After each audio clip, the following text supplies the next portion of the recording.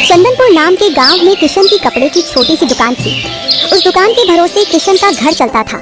एक दिन किशन की दुकान पर एक अनजान मुसाफिर आकर बोलता है, सुनो भाई, मेरी एक मदद करोगे? हाँ बोलिए ना, क्या मदद चाहिए? वह मैं इस गांव से गुजर रहा था, मुझे आगे के गांव में कुछ काम था, लेकिन मेरे पास एक बहुत कीमती चीज है। मैं उसे साथ में लेकर नहीं जा सकता। क्या तुम मेरे लौट आने तक मेरी अमानत तुम्हारे पास रखोगे? तुम सालों से यह दुकान चला रहे हो और तुम्हारा घर भी पास में ही है। मुझे लगता है मैं तुम पर भरोसा कर सकता हूँ, इसलिए तुम्हें दे रहा हूँ। मेहरबानी करके मेरी अमानत संभाल कर रखोगे। मेरा जैसे ही काम हो जाएगा मैं वापस आकर तुमसे यह ले लूंगा। तब तक तुम यह पोटली अपने पास रख लो। अच्छा ये बात है, कोई बात नहीं, मैं रख लेता हूँ। आप आराम से जाइए, जब आप वापस आएंगे तब मैं आपको आपकी अमानत लौटा दूंगा। और आप निश्चिंत रहिए, आपकी पोटली मेरे पास सुरक्षित रहेगी। मैं इसे बहुत संभाल कर रखूंगा। तुम्हारा बहुत बहुत शुक्रिया भाई, मैं चलता हूँ, जल्दी लौट आऊंगा। ऐसा कहकर वह मुसाफिर वहां से चला जाता है। घर जाते ही किशन कविता को पोटली संभाल कर रखने के लिए कहता है, तो कविता बोलती है, लेकिन इसमें है क्या और किसने दी है? हम इसे खोल कर देखें, आखिर क्या है इसमें? नहीं कविता, यह हमारे नहीं, उन भैया की अमानत है जिन्होंने मुझे दी है। इस पर हमारा कोई अधिकार नहीं। तुम इसे खोलकर नहीं देखोगी, वह जब वापस आएंगे तब मैं उसे दे दूंगा। उन्होंने मुझ पर बहुत भरोसा करके यह अमानत मुझे दी है।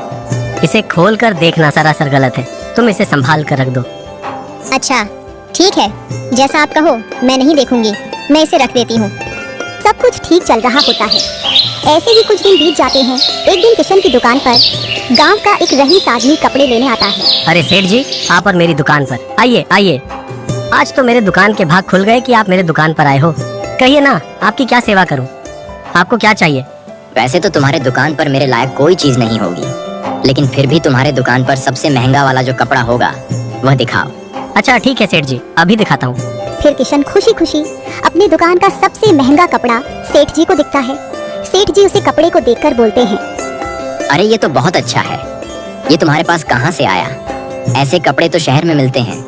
तुम इतने महंगे और अच्छे कपड़े यहाँ कब से रखने लगे? सेठ जी, ये तो मेरे पास पिछले 5 साल से पड़ा हुआ है। इस गांव में कोई इसे खरीद ही नहीं पाया, इसलिए ऐसे ही पड़ा हुआ है। मेरे दुकान पर सबसे महंगी चीज यही है। हमें यह कपड़ा बहुत पसंद आया। तुम एक काम करो, तुम्हारे पास ऐसे महंगे वाले जितने भी कपड़े हैं मुझे दे दो। किशन बहुत खुश हो जाता है और खुशी खुशी सेठ जी को उसके पास जितने भी महंगे महंगे कपड़े रखे थे वो सब सेठ जी को दे देता है और सेठ जी निकलने लगते हैं। तभी किशन बोलता है, अरे सेठ जी, आपने तो पैसे दिए ही नहीं। तुझे क्या लगता है मैं मुफ्त में तुमसे कपड़े मांगने आया था? तुम तो ऐसे बोल रहे हो जैसे मैं तुम्हारे दुकान से चोरी कर रहा हूँ। तुम जानते नहीं मैं कौन हूँ। सेठ जी, आपको कौन नहीं जानता, अब तो गांव के सबसे रईस आदमी हैं। लेकिन आप ऐसे ही जा रहे थे तो मुझे लगा आपको याद ही नहीं रहा होगा। अब भूल गए होंगे, इसलिए मैंने कहा। अच्छा ठीक है, वह मेरे पास अभी पैसे नहीं है। वह तो मैं थोड़ा पर निकला था तो तुम्हारी दुकान रास्ते में दिख गई। मुझे लगा अगर तुम्हारे पास कोई अच्छी सी चीज हो तो लेता चलूं, क्योंकि मुझे महंगे महंगे कपड़े पहनने का और खरीदने का बहुत शौक है। पैसों की चिंता मत करो, कल हमारी हवेली पर आकर पैसे लेकर जाना। मैं आज घर पर नहीं हूँ, मुझे फिलहाल कहीं बाहर जाना है, तो तुम कल सवेरे आकर ले जाना। जी सेठ जी, ये भी ठीक है, मैं कल हवेली पर आ जाऊंगा। धन्यवाद सेठ जी, मेरी दुकान पर खरीदारी करने के लिए आए। ऐसे ही आते रहिएगा सेठ जी। ऐसा कहकर वह सेठ वहाँ से चला जाता है। किशन घर जाकर अपनी पत्नी को सारी बातें बताता है। उसकी पत्नी भी बहुत खुश हो जाती है और किशन से कहती है, ये तो बहुत अच्छी बात है जी। वैसे भी वह कपड़े कितने महंगे थे ना, हमने 5 साल पहले खरीदे थे। हमें तो लगा था इतने महंगे कपड़े खरीद कर हमारा नुकसान ही हो गया, क्योंकि गांव में किसी की इतनी औकात ही नहीं है कि वो इतने महंगे कपड़े खरीद सके। तब हमारे पास पैसे थे और कम पैसों में अच्छे खासे कपड़े मिल जाते थे, लेकिन अब महंगाई कितनी बढ़ गई है ना। लेकिन अच्छा हो गया सेठ जी ने वह कपड़े खरीद लिए। वैसे कल उसके पैसे तो मिल जाएंगे ना? हाँ कविता, बिल्कुल मिल जाएंगे। तुम सेठ जी को जानती नहीं क्या? हमारे पूरे गांव में और उनके जितना रईस कोई नहीं है, तो हमारे पैसे क्यों रखेंगे? इतना बड़ा आदमी हमारी छोटी सी दुकान पर आया था, यही हमारे लिए बहुत बड़ी बात है। और वह पैसे क्यों नहीं लौटाएंगे? जरूर लौटाएंगे। मैं कल सवेरे जाकर उनसे पैसे लेकर आता हूँ। फिर दूसरे दिन किशन हवेली पर जाता है। बाहर ही उसे एक आदमी रोक लेता है तो किशन उससे कहता है, अरे भाई, मुझे अंदर जाने दो, मुझे सेठ जी ने ही बुलाया है। सेठ जी घर पर नहीं है, कल आना, जाओ यहाँ से। लेकिन वह तो कल बाहर गए थे। उन्होंने मुझे कहा था कि आज सवेरे वह आ जाएंगे। उन्होंने ही मुझे आज बुलाया था। अरे तुम्हें एक बार में समझ नहीं आता क्या? मैंने कहा ना, सेठ जी घर पर नहीं है, कल आना। चलो निकलो अब यहाँ से। अच्छा ठीक है, गुस्सा क्यों करते हो? कोई बात नहीं, मैं कल आ जाऊंगा। ऐसा कहकर किशन वहाँ से लौट आता है और फिर दूसरे दिन फिर से वह हवेली पर जाता है तो बाहर खड़ा आदमी फिर से किशन को रोकता है। अरे भाई, मुझे अंदर जाने दो। मुझे सेठ जी से मिलना है। मुझे उनसे पैसे लेने हैं। सेठ जी घर पर नहीं है, कल आना। अरे तुमने तो बोला था, इसलिए मैं आज आया हूँ। सेठ जी कहाँ गए हैं? सच सच बताओ, कब तक लौटेंगे वो? वह मैं तुम्हें बताना जरूरी नहीं समझता। हमारे सेठ जी तुम्हें क्या, हमें तक बताकर नहीं जाते। पता नहीं कहाँ गए हैं और कब तक लौटेंगे ये हम भी नहीं जानते। जब लौट आई तब जाकर मिल लेना। अब निकलो यहाँ से। किशन वहाँ से लौट जाता है। फिर दूसरे दिन फिर से किशन जाता है तो दूसरे दिन भी वह आदमी किशन को भगा देता है। ऐसा करते करते 2 हफ्ते गुजर जाते हैं। एक दिन किशन गुस्से से बोलता है, तुम्हारा रोज का हो गया है। आखिर तुम लोग मुझे सच सच क्यों नहीं बताते कि सेठ जी कहाँ गए हैं और इतने दिनों तक क्यों नहीं लौटे? अगर बता दोगे तो मैं रोज रोज यहाँ आकर अपना समय तो नहीं बर्बाद करूँगा। आज तो तुम्हें बताना ही पड़ेगा, नहीं तो मेरे पैसे लिए बिना मैं यहाँ से नहीं जाऊँगा। बस अब बहुत हो चुका, मुझे मेरे पैसे चाहिए। सेठ जी को अभी बाहर बुलाओ। बदतमीज कहीं का, तेरी इतनी औकात, तू जानता है तू किसके बारे में बात कर रहा है? आइंदा सेठ जी के बारे में ऐसी फालतू बकवास की तो तेरे हाथ पांव तोड़ देंगे। तू घर जाने लायक नहीं रहेगा, समझा? अपनी औकात में रहकर बात कर, भिखारी कहीं का। रोज रोज यहाँ भीख मांगने आ जाता है। तेरे जैसा बेशर्म आदमी मैंने अपनी जिंदगी में नहीं देखा। चल अब निकल यहाँ से। जब तक सेठ जी घर नहीं लौटते तब तक यहाँ देखना मत। किशन निराश होकर वहाँ से लौट जाता है। घर जाकर कविता बोलती है, क्या हुआ जी, आज भी पैसे नहीं मिले? नहीं कविता, मैं 2 हफ्ते से लगातार वहाँ जा रहा हूँ, लेकिन रोज वह लोग मुझे वापस भेज देते हैं। पता नहीं क्या चल रहा है। वह मेरे पैसे देना चाहते भी हैं या नहीं। ऐसे कैसे पैसे नहीं देंगे?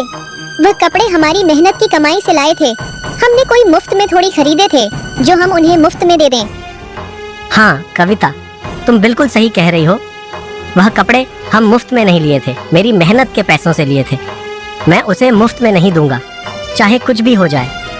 मैं उन कपड़ों की कीमत लेकर रहूंगा। मैं हमारी मेहनत की कमाई ऐसे लुटने नहीं दूंगा। मैं कपड़ों के पैसे लिए बिना उन्हें नहीं छोड़ूंगा, चाहे मुझे कितने भी दिन वहाँ क्यों ना जाना पड़े, मैं जाऊंगा। फिर दूसरे दिन किशन फिर से सेठ जी के यहाँ जाता है और फिर वही होता है जो हमेशा होता है। सेठ जी का आदमी किशन को डांट पकाकर वहाँ से भगा देता है। फिर एक उसी हवेली का एक नौकर किशन को देखकर किशन पास जाता है और उससे बोलता है, सुनो बेटा, मेरा नाम मुरारी है। मैं इसी हवेली पर काम करता हूँ। बहुत सालों से सेठ जी के यहाँ काम कर रहा हूँ। मैं सेठ जी को और उनके लोगों को अच्छी तरह से जानता हूँ। बेटा मेरी एक बात मानो, तुम यहाँ मत आया करो, तुम्हें कुछ नहीं मिलेगा। मैं सेठ जी को अच्छी तरह से जानता हूँ, वह तुमसे झूठ बोल रहे हैं। सेठ जी घर पर ही रहते हैं। उन्होंने अपने आदमियों से कह रखा है कि तुम्हें देखते ही यहाँ से भगा दिया जाए। तुम्हें कुछ नहीं मिलने वाला। तुम्हारा वहाँ रोज रोज आने का कोई फायदा नहीं। तुम मत आया करो।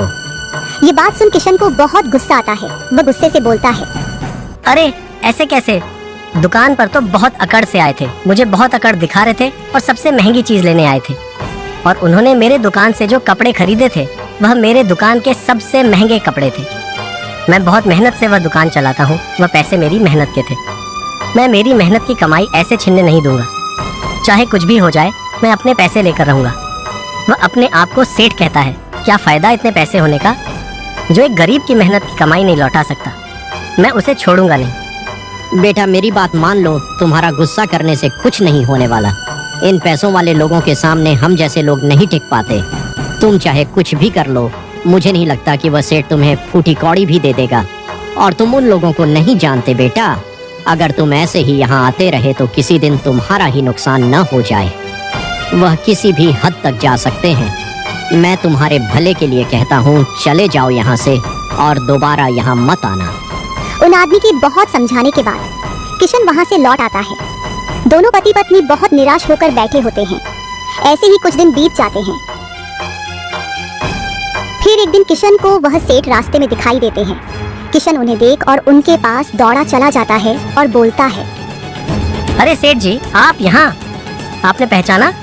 मैं वह कपड़ों की दुकान चलाता हूँ। आप मुझे कपड़े लेकर गए थे ना? कौन हो तुम? मैं तो तुम्हें पहली बार देख रहा हूँ।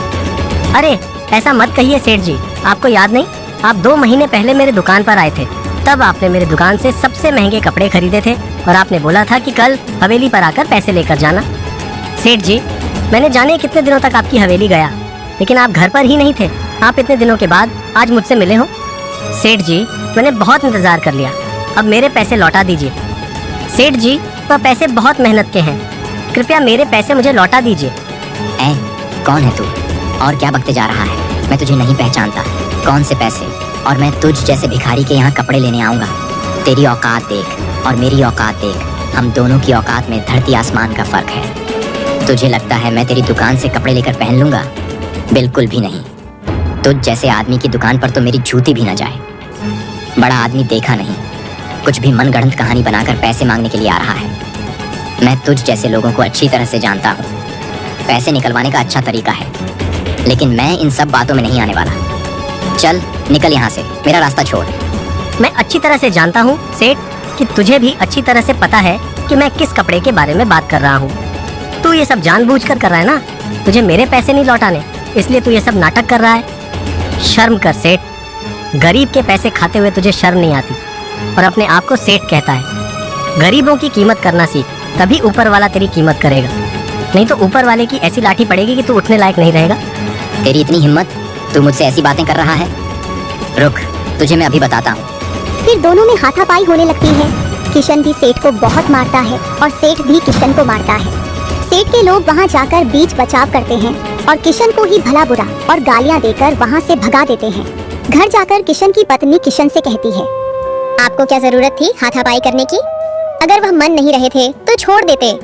जाने दीजिए ना, मेरे लिए आपकी जान की कीमत के सामने उन कपड़ों की कोई कीमत नहीं। अगर आज आपको कुछ हो जाता तो मैं क्या करती? मैं कहती हूँ भूल जाइए, कोई जरूरत नहीं है उन कपड़ों के पैसे मांगने की। आइंदा आप उस सेठ के घर नहीं जाएंगे। ईश्वर पर भरोसा रखिए और ईश्वर पर सब कुछ छोड़ दीजिए। उस सेठ को ईश्वर ही देखेगा। प्रिय दर्शकों, हमें पूरी उम्मीद है कि आपको आज की कहानी बहुत पसंद आई होगी। ऐसी कहानियाँ देखने के लिए हमारे चैनल को सब्सक्राइब करें और बेल आइकन का बटन जरूर दबाएं। और हाँ, वीडियो को ज्यादा से ज्यादा शेयर करें और लाइक करना ना भूलें। धन्यवाद।